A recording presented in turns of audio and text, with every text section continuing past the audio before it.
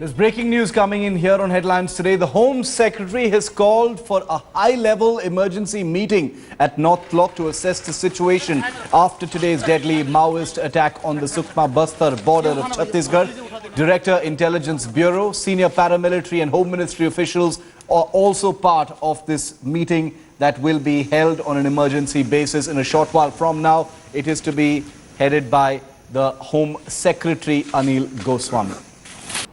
Let's get a quick word in from Headlines Today's Kamaljeet Sandhu for more on this. Kamal, an emergency meeting has been called by the Home Secretary. Give us more details.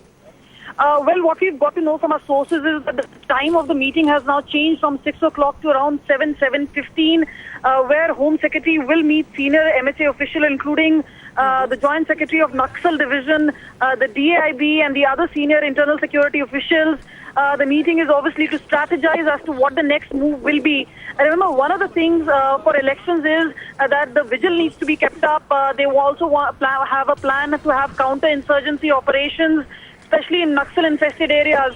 So they would have a plan in place so that they can also dominate the area and yet send a message across. Remember, this could be a desperate tactics by the Naxals, considering that there was 80% voting in November elections, the assembly elections in Chhattisgarh. So considering that this is one of the main options that the Home Ministry really has. The other part is, was there any sort of complacency or lack of proper following of procedures in that sense? So they want to instill confidence in the security forces and yet send a message across to the Naxals.